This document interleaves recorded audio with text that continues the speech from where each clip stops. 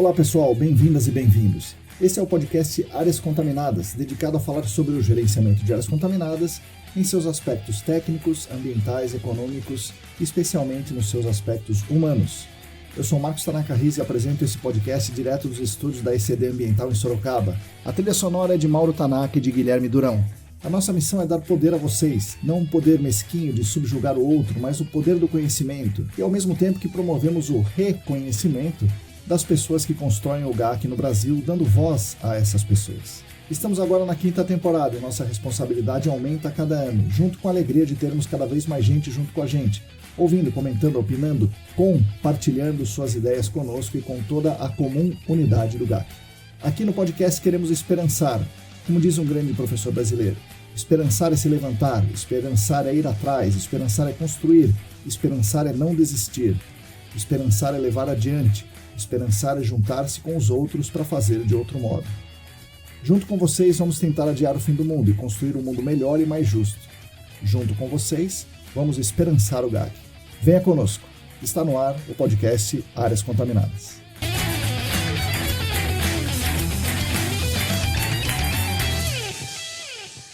Olá! Para todo mundo que está aí lavando a louça, passeando com o cachorro, sofrendo no transporte público, rodando aquela avaliação de risco complicada, bom dia, boa tarde, boa noite. Eu sou Marcos Tanaka Riz e esse é o 6º episódio da série especial sobre gerenciamento de áreas contaminadas por hidrocarbonetos de petróleo. O podcast é editado por Lilian Curiaço Riz, direto do quartinho do Harry Potter, e é oferecido por pessoas muito queridas, que são as nossas colaboradoras e os nossos colaboradores financeiros do Apoia-se. Essas pessoas acreditam firmemente que estamos fazendo um bem coletivo e nos proporcionam a oportunidade de fazermos esses episódios aqui todas as semanas. Em nome de toda a família ECD, agradecemos demais a essas pessoas que cooperam muito com a nossa comum unidade do GAC. Quem também quiser e quem também puder se juntar ao nosso seleto grupo de apoiadores e apoiadoras e contribuir financeiramente conosco é simples. Basta entrar no site apoia.se/ecdambiental, que tem tudo muito bem explicadinho por lá.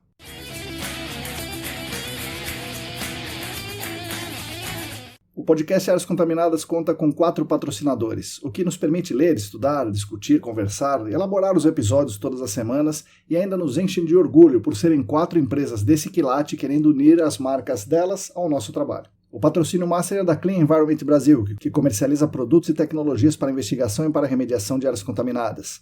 Acesse o site da Clean, www.clean.com.br. Os patrocinadores ouro são o Laboratório E-Consulting, a Vapor Solutions e a EBP Brasil. Agradecemos demais a essas 4 empresas.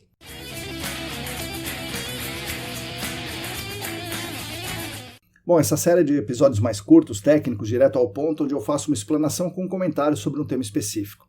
Pensamos que esse tipo de episódio mais curto, mais direto ao ponto, é importante para ajudar as pessoas, pois eles falam de temas que a gente discute no SENAC, na BNT, em reuniões, na ESAS, em universidades, em outros fóruns e tal, mas nem todo mundo tem acesso fácil a isso. Então a ideia é intercalar as entrevistas com esses episódios técnicos um pouco mais curtos. Especificamente sobre essa série de hidrocarbonetos. Ela tem o objetivo principal de falar sobre o gerenciamento de áreas contaminadas nessas áreas aí com hidrocarbonetos de petróleo. Um objetivo mais específico para a criação dessa série foi quando eu percebi que conceitos que parecem básicos, como o que é fonte, o que é pluma, o que é o NEPL trapeado, o que é fase residual, saturação, molhabilidade e tal, não estão totalmente incorporados no repertório dos profissionais do GAC, que atuam em postos, né? E no fim acabam fazendo a receita de bolo anticientífica. Em resumo, tem muita coisa que precisará em algum momento ser reavaliada, ser corrigida, e esse é um bom momento, porque esse assunto está sendo muito discutido no Brasil todo. Então creio que podemos e que nós devemos, aqui nos estudos ECD, dar a nossa contribuição para o que entendemos ser a melhor abordagem para o gerenciamento de áreas contaminadas por hidrocarbonetos de petróleo.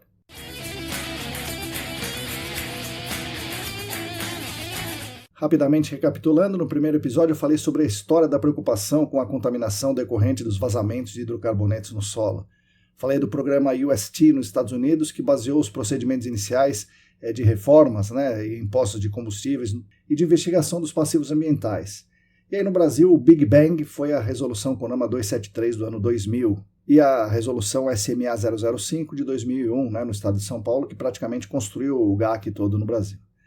Bom, aí no segundo episódio eu falei como o hidrocarboneto efetivamente contamina o solo, contamina a água subterrânea, quais são os processos que ocorrem no nível dos poros do solo, que governam a interação do hidrocarboneto com o meio físico e o porquê dele não ficar boiando em cima do lençol freático, né, como muita gente pensa. O terceiro episódio foi dedicado a falar de avaliação preliminar em áreas de hidrocarbonetos. Temos comprovadamente fontes potenciais suspeitas muito conhecidas, como os tanques, as bombas e tal, mas tem muitas outras. O nosso convidado Felipe Nareta explicou tudo isso muito bem, dando subsídios para uma boa preliminar em uma área com tanques subterrâneos com combustíveis líquidos. No quarto episódio, falamos sobre screening. Historicamente, o único screening feito nas áreas de poços era a velha malha de VOC, ou malha de Soil Gas Survey. Esse é um método inadequado, porque a medição é feita no momento da perfuração, que gera muitas incertezas e muitos falsos negativos, porque a gente não sabe de onde está vindo o ar que vem no equipamento, né? Para o screening mais adequado, recomendamos os amostradores passivos ou os poços temporários de vapor. No quinto episódio, falamos como devemos investigar e como devemos procurar a fonte secundária, o produto immiscível, o LNAPL. Vimos que é preciso procurar na zona saturada, na zona não saturada e na interface entre as duas, sem deixar nada de fora. E para isso precisamos usar ferramentas que permitam a identificação inequívoca do LNAPL. E essas ferramentas que fazem isso são o VOST, o OIP e a amostragem de solo bem feita. A amostragem de solo bem feita significa direct push, liner, furo revestido e avaliação cuidadosa em campo, com PID, com aquecimento e com a caixa de luz UV e, claro, com envio de muitas amostras para o laboratório. E no episódio de hoje, o sexto da série, falaremos sobre a importância do meio físico na distribuição da contaminação por hidrocarbonetos, começando pelo papel das unidades hidroestratigráficas na investigação dessas áreas. Espero que vocês gostem, que aprendam um pouco e que ajude vocês no dia a dia. Vamos então ao episódio.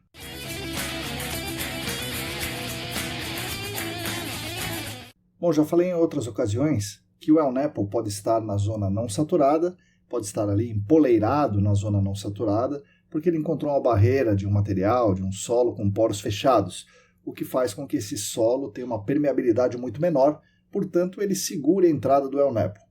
Então é o solo que determina se o LNAPL ficará empoleirado ou não. É o meio físico, é a unidade estratigráfica. Da mesma forma, para o LNAPL ficar trapeado na zona saturada, as interações entre as flutuações do nível d'água, o meio e o LNAPL possibilitam a migração vertical para baixo do LNAPL no período de seca, desde que o solo que se tornou não saturado pela seca tenha permeabilidade, tenha condutividade hidráulica suficiente. Então, novamente aqui, é o meio, é o solo, são as unidades estratigráficas que determinam se o LNAPL ficará trapeado ou não. A saturação crítica do LNAPL, ou seja, a porcentagem do poro do solo que contém LNAPL de modo que ele se mova, também é função do poro do solo, portanto do tipo de solo. E aí novamente temos as unidades estratigráficas mandando em tudo. Solos finos, como siltes, podem ter no máximo algo como 15% de LNAPL nos poros, ao passo que areias grossas homogêneas podem ter cerca de 80% dos seus poros contendo LNAPL. Então, o meio físico, mais especificamente o solo e, novamente, repito aqui, as unidades estratigráficas, portanto, são o fator mais determinante para a posição do LNAPL em uma investigação. Não é o nível d'água somente, como se imaginava há alguns anos. No início das investigações de postos de combustíveis no Brasil e também nos Estados Unidos, imaginava-se que o meio era basicamente homogêneo e a posição do LNAPL era determinada pela posição do lençol freático, pela posição do nível d'água. Hoje sabemos que não é bem assim, há toda essa interação do LNAPL com a água e da interação do LNAPL com o meio. Então, mais uma vez, o meio é o que desempenha o papel fundamental nessa história.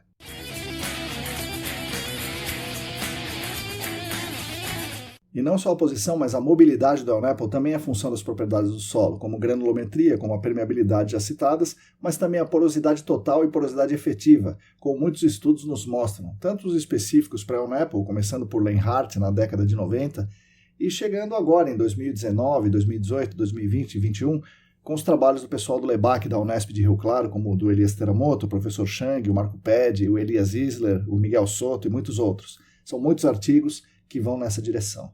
A mobilidade do LNAPL depende da saturação do LNAPL, né? Ou seja, depende da porcentagem do poro que contém LNAPL. E essa porcentagem do poro que contém LNAPL, como eu acabei de falar, depende das propriedades do solo e da concentração de TPH, ou seja, da massa do LNAPL no solo. Vejam só, no solo, da massa de LNAPL no solo. O solo, mais uma vez, aqui mostrando que manda, né, nessa história de LNAPL aqui. A mobilidade influencia também nas possibilidades de remoção do LNAPL, ou da recuperabilidade do LNAPL. Por exemplo, curvas de saturação mostram que solos siltosos precisam de uma pressão entre 1.000 e 10.000 vezes maior que a pressão exercida em solos arenosos para retirar 50% da água retida nesse solo. Então, para tirar 50% da água de um solo siltoso, precisa de 1.000 vezes mais a 10.000 vezes mais pressão do que é necessária para tirar 50% da água num solo arenoso. Tá? Dá para imaginar que o mesmo vale, né, a mesma proporção vai valer para a retirada de El-Nepo, ou seja, no mínimo 1.000 vezes mais difícil extrair El-Nepo de um silt do que de uma areia. Isso sem falar em argila, né, e sem falar em solos heterogêneos que tem uma mistura de tudo isso. Em resumo, a mobilidade do El-Nepo está intimamente ligada às unidades de estratigráficas, tanto para entrar quanto para sair. Mas essa importância não se resume somente ao El-Nepo como produto puro, como fonte secundária, como vocês vão ver a seguir.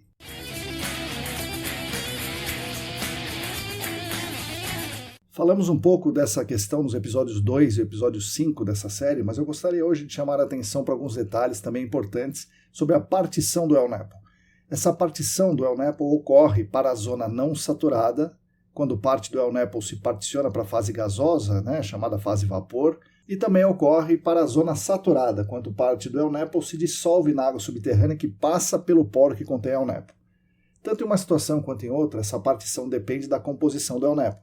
Dependendo dos compostos, a partição ocorre mais facilmente ou mais dificilmente.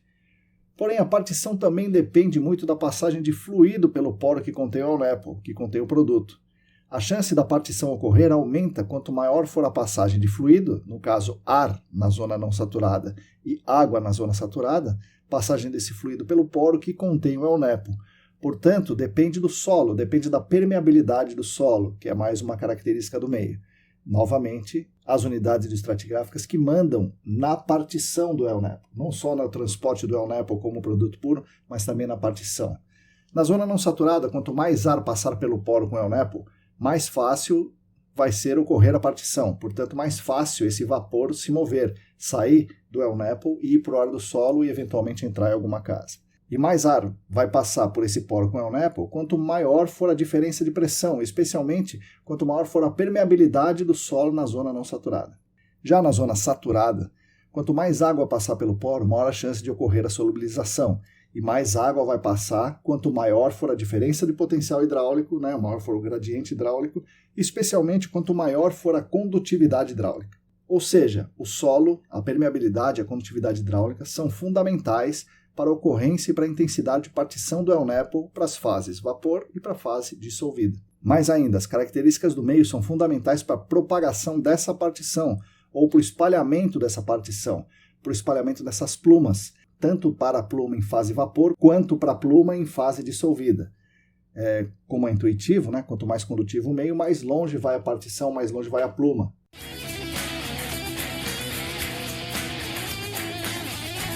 E aí, vendo tudo isso, ouvindo tudo isso, nos parece claro que uma boa investigação de uma área contaminada por hidrocarbonetos deve priorizar o entendimento do meio físico, o entendimento das unidades de estratigráficas.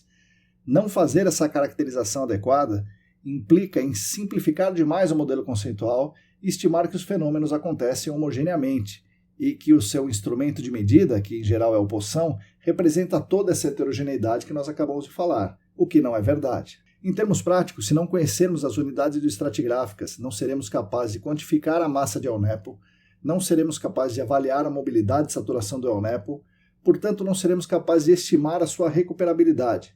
Não seremos capazes também de estimar a partição sem o eventual impacto dessa partição para os receptores.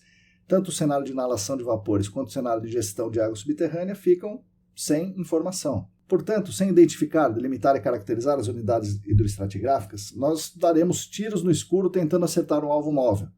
Pior, a avaliação se nós acertamos ou não será também no escuro, com esse alvo parcialmente coberto por uma capa.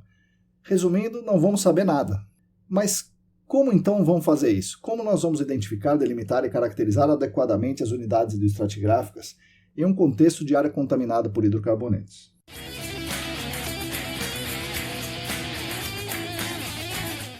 Bom, a resposta eu imagino que você já saiba, né? Mais ou menos a mesma de sempre, com uma boa amostragem de solo. Dá para fazer de outras formas? Sim, com certeza. São muitas ferramentas que podem complementar essa identificação e delimitação, especialmente a caracterização das unidades hidroestratigráficas. Mas vamos no mais simples, vamos do começo, na amostragem de solo. As unidades de estratigráfica são corpos relativamente homogêneos de solo ou rocha com continuidade lateral. Aqui temos muitas nuances para a gente discutir. Relativamente homogêneo. Isso, na verdade, nunca é homogêneo, né? Mas o que você está disposto ou disposta a aceitar como incerteza nessa heterogeneidade? Eu penso que, de modo geral, no caso de material transportado, de sedimentos aluvionares ou até de coluvionares, a gente vai identificar como relativamente homogêneo texturas iguais, mesma camada, e isso dá para dizer que é a mesma unidade de estratigráfica. Se for num solo de alteração de rocha, a gente vai buscar texturas iguais, cor igual, estruturação semelhante, bandamento semelhante. Isso a gente vai dizer que é relativamente homogêneo, em princípio, né? A continuidade lateral é algo mais complexo de saber, é até impossível de saber com uma única sondagem. Precisamos de um número de sondagens razoável para avaliar essa continuidade lateral, que não precisa ser infinita, basta que ocorra na sua área de interesse, ou na área de vazamento do ELNEP, ou na área de influência para a pluma que particiona a partir do ELNEP. Não precisa então ser infinita, basta que esteja em todo o seu domínio que você está investigando. Bom, essa é a primeira etapa, a identificação das unidades estratigráficas e parte da segunda parte, que é a delimitação da unidade estratigráfica. E eu preciso aqui reforçar que as amostras de solo, para você avaliar isso, a amostragem de solo precisa ser muito bem feita, precisa ser adequadamente coletada. Sobre isso falaremos em um episódio um pouco mais à frente, as minúcias da coleta de amostra de solo, mas enfim, ela precisa ser representativa das profundidades, ou seja, se dissermos que a unidade estratigráfica vai até 4,40, precisamos confiar que aqueles 4,40 seja realmente 4,40. Então, com isso, temos a identificação e temos a delimitação. Se tiver tudo certinho, nós temos a identificação e a delimitação. E a gente vai precisar da caracterização. A caracterização completa da unidade do estratigráfico é algo que beira o impossível, pois nunca está totalmente caracterizada. Podemos ter que chegar ao nível mineralógico, ao nível molecular, mas esse não é o propósito em geral, nas investigações de áreas contaminadas por ELNEP. Nas nossas áreas é muito mais relevante que tenhamos uma boa análise granulométrica e uma fração de carbono orgânico, que são análises simples, baratas, obtidas a partir de amostras deformadas, que é o que a gente está fazendo nessa etapa usando os liners. Nós estamos tirando amostras deformadas. A gente precisa selecionar amostras e mandar analisar granulometria e fração de carbono orgânico. Uma outra propriedade fundamental que precisamos para caracterizar a unidade estratigráfica é a condutividade hidráulica. Falamos sobre isso aqui nos episódios sobre hidrogeologia, mas basicamente podemos fazer isso de duas formas. Uma delas é instalar poços com a seção filtrante somente nessa unidade estratigráfica e fazer um ensaio de pulso, tipo slug test ou bale test. A outra forma, mais barata, é fazer um ensaio de infiltração de sondagem, proposto por Azevedo e Albuquerque Filho no boletim da BGE de 2013. Isso consiste basicamente em revestir um furo de sondagem até o início da unidade estratigráfica, que você já identificou e delimitou. Então, até o início dela, você vai fazer um furo revestido. Aí você vai avançar a perfuração sem revestimento até o final da unidade estratigráfica. Feito isso, você vai saturar esse furo com água, vai encher o furo de água e medir a vazão necessária para ocorrer a infiltração. Ou seja, para você manter um nível d'água constante, qual é a vazão que você tem que pôr de água naquele furo para que a água saia do furo e vá para a formação, vá para a unidade estratigráfica que você está realizando o ensaio. Essa vazão, em todas essas características, a pressão, a altura da coluna e tal, é colocada num ábaco, e esse ábaco faz parte de um modelo que dá a condutividade hidráulica dessa unidade estratigráfica. Então, é um jeito barato de fazer, relativamente fácil, e que te dá um dado importante, um dado de caracterização muito importante, que é a condutividade hidráulica da unidade estratigráfica. É claro que vão precisar mais na frente determinar a porosidade total efetiva, densidade aparente seca, densidade total, e para isso precisaremos de amostras indeformadas. Mas eu penso que essa pode ser uma etapa um pouco mais à frente, a ser feita somente nas unidades estratigráficas que realmente precisem dessas propriedades determinadas. Nessa fase inicial agora, nós queremos apenas identificar, delimitar e caracterizar inicialmente as unidades estratigráficas. Para isso, a análise tátil visual de textura, cor, estrutura, plasticidade ou compacidade, mais a granulometria, fração de carbono orgânico e, por fim, a condutividade hidráulica está muito bom, para o meu ponto de vista, está muito bom a caracterização assim.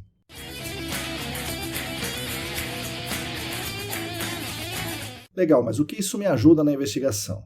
Bom, se você já identificou as fontes primárias, como você viu no episódio 3 aqui dessa série, você já identificou, delimitou, caracterizou e quantificou as fontes secundárias, que é o ELNEP, que você já viu no episódio 5.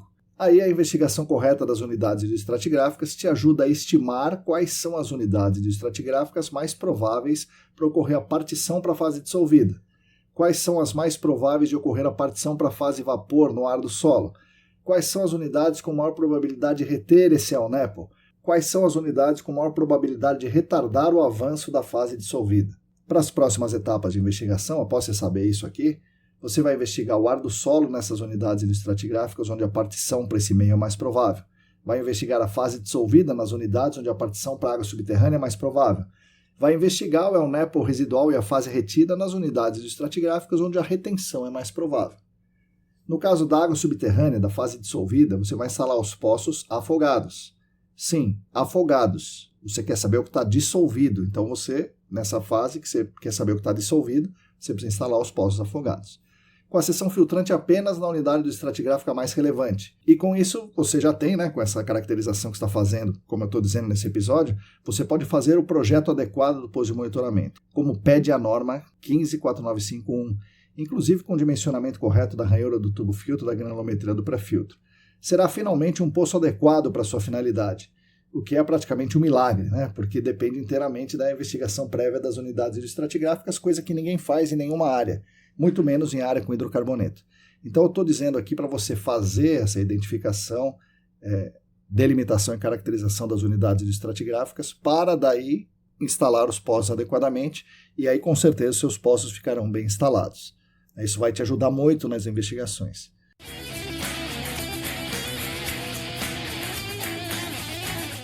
Dá para complementar a investigação das unidades hidroestratigráficas fora a amostragem de solo? Com certeza. Como eu falei, dá para refinar essa caracterização cada vez mais. Por exemplo, coletando amostras indeformadas, e aí tem que ser com Shelby, nessas unidades para determinar a porosidade total, efetiva, densidade aparente seca e outras coisas. Dá também para usar ferramentas de aquisição de dados em tempo real, como o CPTU, como o RCPTU, como o HPT, como o DPIL, que fornecem dados centimétricos sobre a variação das unidades hidroestratigráficas. Isso vai enriquecer muito a sua investigação. Todos esses seriam dados indiretos, que dependem de complementação, ou melhor, eles são a complementação. A investigação básica foi feita com as amostragens de solo. Mesmo a estimativa de condutividade hidráulica pode ser obtida por essas ferramentas. Nas zonas de fluxo, o HPT e o DPIL respondem muito bem ao K, a condutividade hidráulica.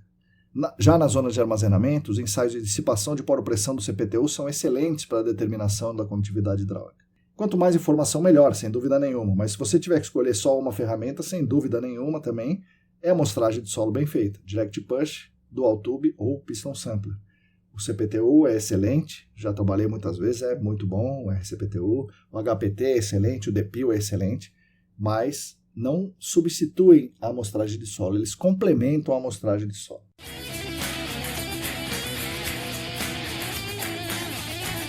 Sabemos que as heterogeneidades hidrogeológicas e as variações em escala de detalhe da condutividade hidráulica governam o fluxo de água e o transporte de contaminantes em subsuperfície. Mais do que isso, no caso dos hidrocarbonetos, governam também a infiltração dos produtos no solo, as interações desse produto immiscível em subsuperfície e a partição do ELNEPO para as fases dissolvidas na água subterrânea e fase vapor no ar do solo. Quanto menos condutivo for o solo, quanto mais fechados forem os poros, mais difícil é o ELNEPO entrar nesses poros e também fica virtualmente impossível o ELNEPO sair desses poros, se tornando uma fonte secundária permanente de aporte. Da mesma forma, quanto menos condutivo for o solo, menos água passa por esses poros, a partição é menor, a degradação é menor e o problema fica relativamente restrito, mas permanece por muito tempo naquele local. Essas variações do meio físico devem ser entendidas em escala apropriada, em conjunto com o entendimento da presença do produto immiscível, ELNEPO, interagindo nesse meio. Para fazer isso, resumindo, devemos fazer boas amostragens de solo. Feitas boas amostragens de solo, fazer uma boa descrição tátil-visual em campo, observando textura, cor, estruturas, gênese do solo, se ele é originado ali no local ou se é transportado, plasticidade, compacidade. Depois, coletar amostras deformadas para determinação, no mínimo, em laboratório, de granulometria e fração de carbono orgânico.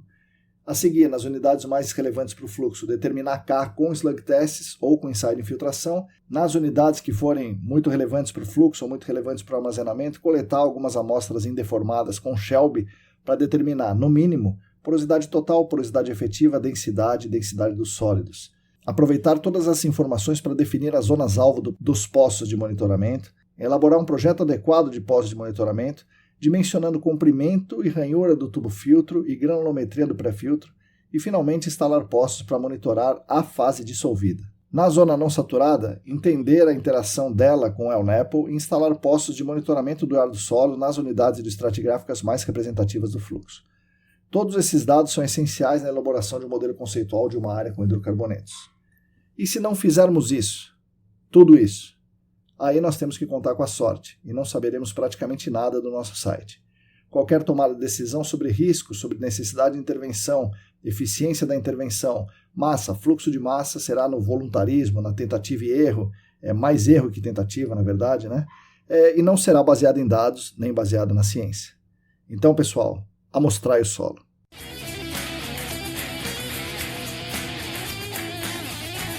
Bom, espero que eu tenha sido claro o suficiente e que vocês tenham entendido como e por que identificar, delimitar e caracterizar as unidades hidroestratigráficas numa área contaminada por hidrocarbonetos. Espero que tenham gostado do episódio, que estejam gostando dessa série sobre GAC em áreas com hidrocarbonetos. Agradeço demais a atenção de todos e todas e espero que esse episódio ajude vocês no dia a dia. Nós da ECD Training continuaremos lutando lado a lado com vocês por um mundo melhor e mais justo para todas e todos e para as futuras gerações. Então sigam a gente nas redes, assinem a nossa newsletter, o link para assinar gratuitamente a nossa newsletter está na descrição do episódio. Agradeço mais uma vez os nossos queridos e as nossas queridas colaboradoras financeiras no Apoia-se, que mantém a gente no ar todas as semanas. Agradeço também aos patrocinadores, a Clean Environment Brasil, a Vapor Solutions, a EBP Brasil e o Laboratório Consulting. Repetindo, se você quiser e se você puder, contribua financeiramente conosco. O site é apoia.se/ECDambiental. A todos e todas vocês, muito obrigado e até a semana que vem.